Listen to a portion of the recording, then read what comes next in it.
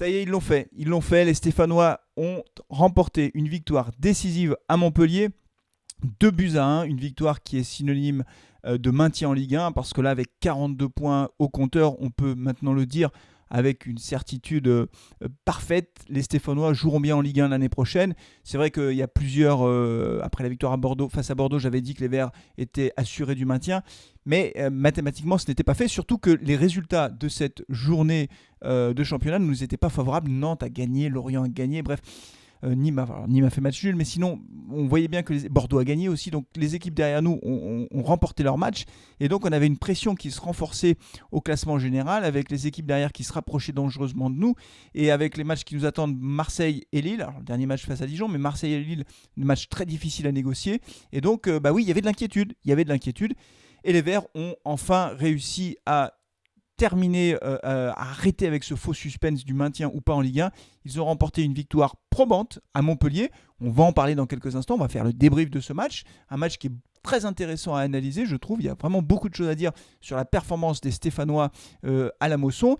Dans la deuxième partie de Carton Rouge, on va parler de l'homme du match, à mes yeux. Oui, l'homme du match, Lucas Gourna. Et oui, parce que c'est un jeune joueur très prometteur. Évidemment, je vais en dire quelques mots, et surtout, je vais vous dire que j'espère qu'il va rester à Saint-Etienne, parce que c'est bien ça le danger. C'est que les jeunes joueurs, dès qu'ils commencent à montrer le bout de leur nez en Ligue 1, tout de suite, il y a des grosses écuries européennes qui arrivent et qui se jettent sur nos joueurs à coût de dizaines de millions d'euros. Donc là, j'espère qu'on va le garder. Et puis dans la troisième et dernière partie de cette vidéo, on va parler un peu de l'avenir, puisque maintenant, on sait qu'on jouera en Ligue 1 l'année prochaine. Je vais vous dire deux mots sur ce qui attend les Stéphanois. Alors, j'ai pas de scoop à vous annoncer, mais je voudrais quand même aborder ce sujet-là dans la troisième et dernière partie de cette vidéo.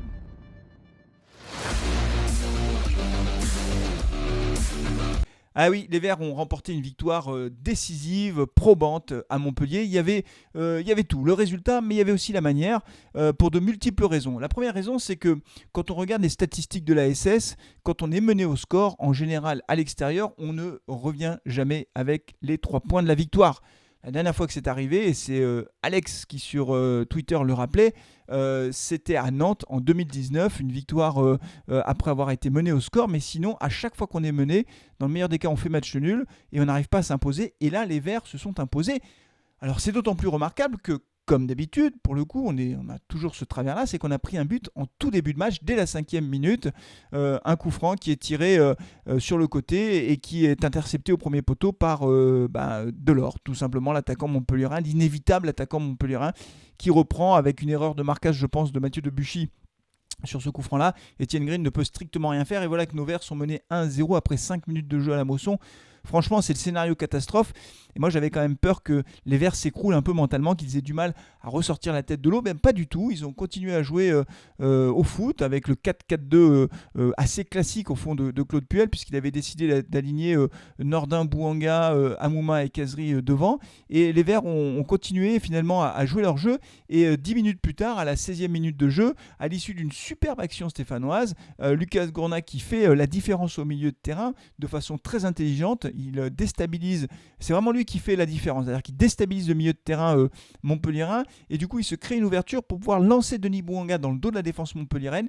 Denis Bouanga rentre dans la surface de réparation, garde un peu le ballon, il arrive à centrer un peu à l'aveuglette, et là le renard des surfaces, tel un renard des surfaces, Romain Amouma est là, tout prêt pour pousser le ballon au fond des filets. Franchement, il a marqué des buts 10 fois plus difficiles que celui-là, mais il est là, au bon endroit, au bon moment. C'est aussi ça qu'on attend d'un joueur quand il est sur le terrain, d'être décisif et d'être au bon endroit au bon moment. Et Romain Amouma est là au bon endroit. Il égalise pour les Stéphanois, et les Verts là font, à mon avis, le plus dur, revenir au score. Et cette première mi-temps se terminera sur ce score de 1 but partout. Il n'y a pas eu grand-chose à signaler au cours de cette première mi-temps après cette égalisation stéphanoise. Par contre, en deuxième mi-temps, les choses se sont beaucoup agitées, si je puis dire. En tout cas, les Verts ont montré beaucoup de volonté dans le jeu. Ils ont été très entreprenants, et ils égalisent logiquement à l'issue là aussi d'une action très très bien pensée. Un coup franc qui est rapidement joué sur le côté gauche des buts gardés par Homelin. C'est Camara qui est décalé sur le côté gauche. Camara qui rentre dans la surface de réparation, il fait un crochet, il centre à ras de terre en retrait. Vous savez que c'est l'arme fatale dans le football, un centre à ras de terre en retrait. Pourquoi en retrait? Parce que ça prend la défense à revers. Et pourquoi à ras de terre? Parce que c'est plus facile à négocier pour les attaquants. Et là, qui reprend le ballon? C'est pas un attaquant, c'est le capitaine Mathieu Debuchy qui reprend du plat du pied et qui pousse le ballon au fond des filets. Ça fait 2-1. Mathieu Debuchy qui est là aussi au bon endroit, au bon moment. Mathieu Debuchy qui n'a pas fait un grand match, mais qui finalement est décisif, le capitaine stéphanois. Et après le but, on voit toute la rage qu'il a de pouvoir avoir marqué ce deuxième but si important pour les Verts. Et après, forcément, on se dit que là, Montpellier va accélérer, Montpellier va mettre une pression d'enfer, ils vont être dangereux, ils vont se créer une multitude d'occasions. Pas du tout, pas du tout. Ce sont même les Stéphanois qui se sont créés plein d'occasions par la suite. Une multitude d'occasions, Bouanga, Cazerie, enfin plein de Nordin aussi, qui a mal joué le coup. Il avait récupéré le ballon dans les pieds d'un défenseur montpelliérain et il a frappé alors que je pense qu'il pouvait jouer avec Amouma. On aurait dû faire le break. C'est peut-être ça le petit bémol de cette partie, c'est qu'on aurait dû faire le break en deuxième mi-temps. Comme on n'a pas fait le break, jusqu'à la fin de ce match, ça a été compliqué. Enfin compliqué. En tout cas, on n'est jamais à l'abri d'un retour de l'équipe adverse dans ces cas-là, que ce soit sur coup de pied arrêté ou sur un but un peu à l'arraché. Et on a tremblé jusqu'au bout, mais vraiment jusqu'à la dernière limite de ce match, puisque comme dans les beaux romans, l'histoire se termine bien et c'est Étienne Green qui nous sauve sur une dernière attaque montpelliéraine. Il sort dans les pieds de Mavididi avec autorité. D'ailleurs, j'ai l'impression qu'il se fait un peu mal sur ce coup, mais bon, ça n'avait pas l'air trop méchant. Et c'est Étienne Green finalement qui, sur la dernière occasion, soulage définitivement ses coéquipiers. Les Verts repartent de la Mosson avec ses 3 points de la victoire qui nous met 42 points au compteur. 42 points synonymes de maintien en Ligue 1. Une victoire probante, encore une fois parce qu'on a réussi à renverser la tendance après un match extrêmement mal parti. Une victoire probante parce qu'on a marqué 2 très jolis buts dans le jeu avec l'issue de construction intelligente. Et une victoire probante parce qu'elle nous permet de voir l'avenir tranquillement, de préparer la saison prochaine beaucoup plus tranquillement et de voir les 3 derniers matchs de la saison avec sérénité. Et il y a un joueur qui, à mon sens, a crevé l'écran pendant ce match. En tout cas, moi, c'est l'homme du match. C'est Lucas Gourna. Mais ça, on en parle tout de suite dans la deuxième partie de cette vidéo.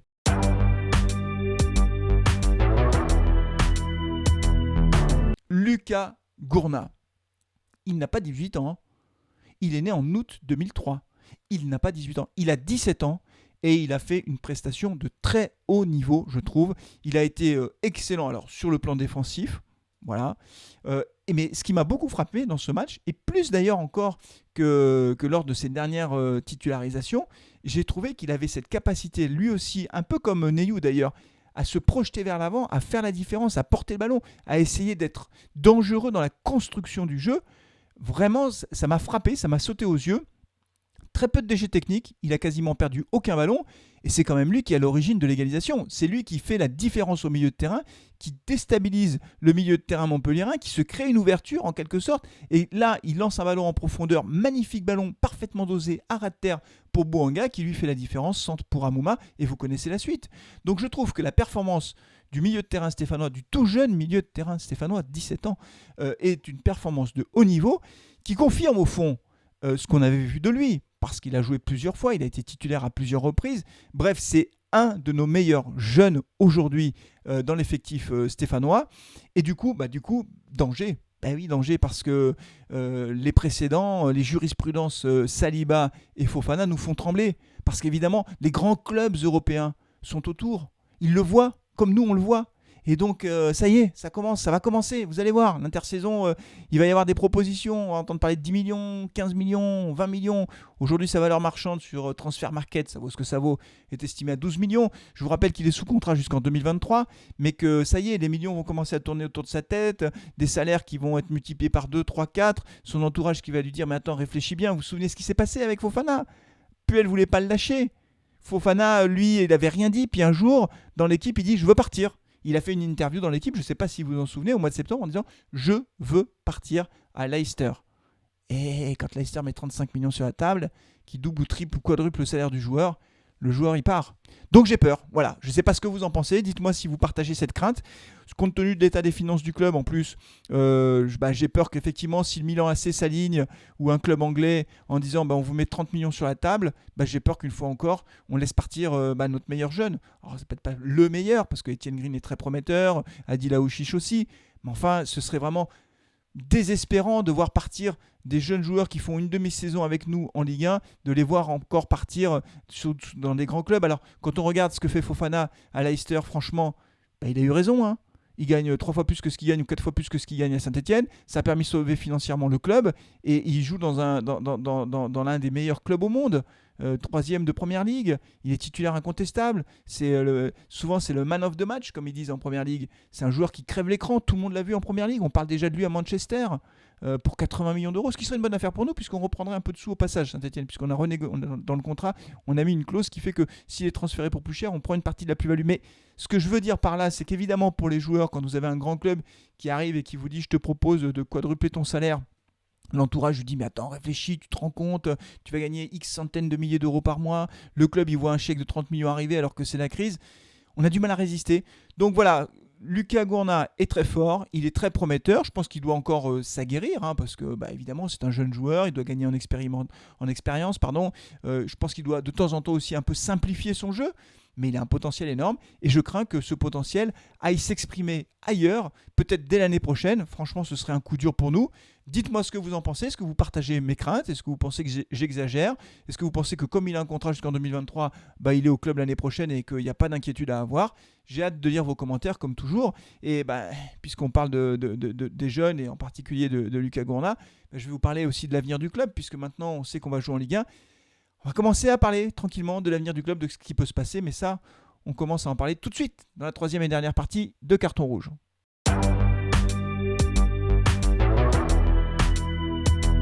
Allez, on va dire un mot sur l'avenir du club. Alors, attends, comme je vous l'ai dit tout à l'heure, je n'ai pas de scoop particulier à vous annoncer. Je n'ai pas de révélation fracassante à vous faire.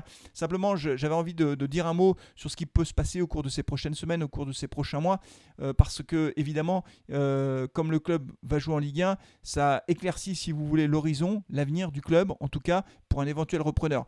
Le premier point, mais le plus gros, vous le savez, c'est l'hypothèse de la vente du club par Romeyer et Caiazzo. Ils ont mandaté une banque d'affaires ou un cabinet d'audit spécialisé dans ce type de transaction. Donc ça veut dire qu'ils ont enclenché quelque chose qu'ils n'avaient pas fait jusqu'à présent. Et donc il y a des personnes dans ces métiers qui sont chargées de trouver un repreneur. Bon, ça c'est le premier point. Le deuxième point, c'est est-ce qu'ils vont trouver un repreneur crédible qui correspond aux attentes des deux coprésidents et qui mettra l'argent nécessaire pour racheter le club. Ça c'est la première question. Est-ce qu'on va trouver un repreneur ? C'est pas sûr, il y a plein de rumeurs qui circulent, un coup dans l'équipe, un coup sur les réseaux sociaux, etc. Je ne vais pas toutes les commenter parce que je passerai mes journées à faire ça et j'en ai pas envie d'abord parce que ce sont souvent des rumeurs qui sont démenties par la suite. Mais on voit bien qu'il se passe quand même quelque chose et il n'est pas impossible que effectivement le club soit vendu. La deuxième question qu'on peut se poser, c'est que si le club est vendu, est-ce qu'on aura un actionnaire, un nouvel actionnaire, un nouveau propriétaire du club qui, en plus de l'achat du club, aura les moyens d'investir 50 millions d'euros, en gros 40 ou 50 millions d'euros, pour renforcer l'équipe. Voilà, s'il achète le club, c'est pour franchir un palier, c'est pas pour jouer le maintien, c'est pour jouer la Coupe d'Europe, et donc il faut réinjecter de l'argent frais pour pouvoir se renforcer sur le marché des transferts. Ça, c'est la deuxième question. Je n'ai pas la réponse à ces questions, je n'ai pas les réponses à ces questions, mais néanmoins, je pense qu'on va beaucoup en parler, encore une fois, et qu'avec les résultats du club garantissent l'avenir du club en Ligue 1, je pense que ça va s'accélérer et qu'on va avoir plein de rumeurs, plein de gens qui vont tourner autour du club, qui vont vouloir le reprendre, évoquer des reprises, des machins, des trucs.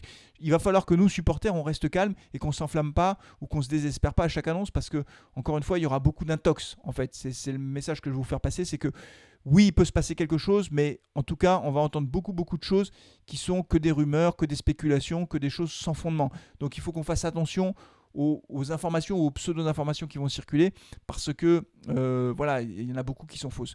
Ensuite, une autre question qui se posera inévitablement, c'est l'avenir de Claude Puel. Est-ce que Claude Puel, qui est encore sous contrat avec la SS, va rester l'entraîneur des Verts? S'il y a un nouvel actionnaire qui rachète le club, c'est pas du tout sûr que Claude Puel reste l'entraîneur des Verts. Souvent, les actionnaires, enfin les nouveaux propriétaires de club, ils arrivent avec un nouveau directeur général, un nouvel entraîneur, un nouveau staff, un nouveau tout, en fait. Et donc, Claude Puel, si le club est vendu, ne sera pas l'entraîneur de la SS. Si le club n'est pas vendu, par contre, je crois qu'on peut le dire de façon sereine et sans prendre de risques, si le club n'est pas vendu à l'intersaison, Claude Puel sera bien l'entraîneur du club l'année prochaine. Alors, si on est dans cette configuration-là, qui reste quand même une hypothèse très probable, si on est dans cette configuration, les coprésidents n'ont pas trouvé de repreneur, Claude Puel reste l'entraîneur du club. La dernière question qu'il faudra se poser, c'est quel effectif l'année prochaine quels sont les joueurs qui partiront. Est-ce que nos meilleurs jeunes partiront, par exemple à l'image de Gourna, comme je l'ai dit tout à l'heure. Mais est-ce qu'on aura des renforts? Est-ce que Wabi Kazri est toujours indésirable aux yeux de Claude Puel? Est-ce qu'on va prolonger Romain Amouma? Est-ce qu'on va prolonger Mathieu Debuchy? Il y a mille et une questions. En fait, on va rentrer entre mai, là maintenant, et le début de la reprise du championnat au mois d'août. On va rentrer dans une zone un peu de turbulence où on va voir plein d'infos circuler, relayées sur les réseaux sociaux. Donc il faudra garder notre calme, mais il va se passer certainement beaucoup de choses à l'intersaison avec beaucoup d'interrogations. Évidemment, on en parlera avec les copains de Carton Rouge TV. On fera un mag là-dessus dès que l'actu va le nécessiter. Je pense qu'on en fera un très vite pour évoquer tous ces sujets-là ensemble et avec vous, bien sûr. D'ici ce prochain Carton Rouge, d'ici le prochain match face à Marseille, prenez soin de vous, bien sûr, comme toujours. Prenez soin de vos proches, allez les Verts. Et puis, n'oubliez pas de liker la vidéo, comme vous le faites. On a été très nombreux en live, donc merci beaucoup. On a plus de 6700 abonnés, donc merci à tous pour votre fidélité. Voilà, prenez soin de vous, prenez soin de vos proches, allez les Verts et à très bientôt. Ciao.